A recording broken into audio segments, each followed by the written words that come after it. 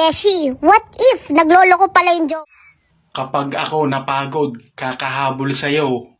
Pagdating sa kalibugan, tuwang-tuwa ka, Diyos ko. Siyempre, masarap yun. Kung alam mong masarap ka, magpatikim ka. Sana Huwag kang madamot.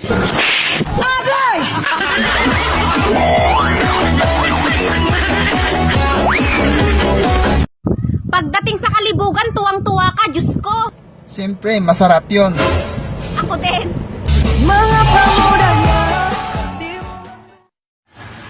Kuya, may tanong ako. Ano yon? Ano bang meron sa mga sexy na wala sa aming matataba? Leeg.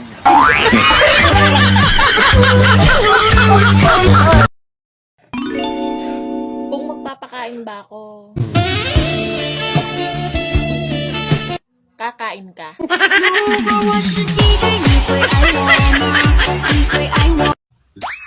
Kapag ako napagod, kakahabol sa'yo.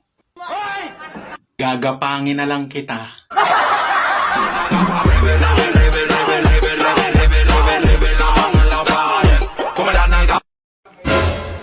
Magpahilot ka na. Palagi ka na lang nahulog sa maling tao.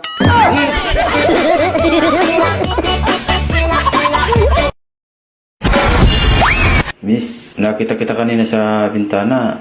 Ang ganda mo.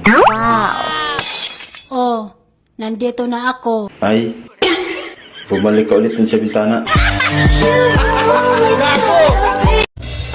Kuya, pabiling itlog. Ilan?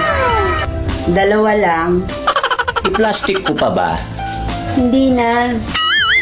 Sanay naman ako humawak ng itlog.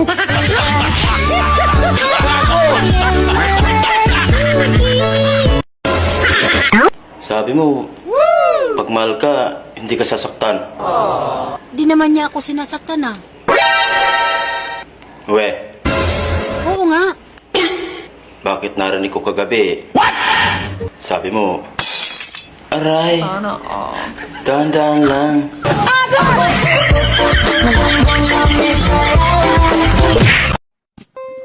Happy anniversary! Happy anniversary din, sweetheart. Nakita mo ba yung kotseng nakapark sa labas? Wow, talaga sweetheart, thank you! Ibinili kita ng bagong tsinelas. Ganon din ang kulay. Puro ko kalakuhan, wala ka talagang magawa, malagi mo kang nakasang isip ka.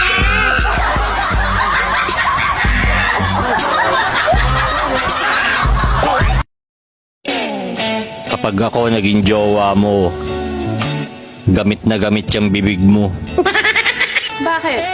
Dahil masarap akong magluto. I love it.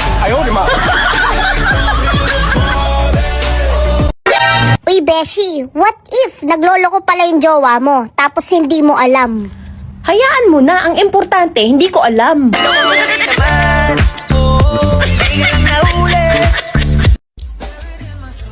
Kuya, huwag mo yan laruin mag-isa. Gusto mo, tulungan kita?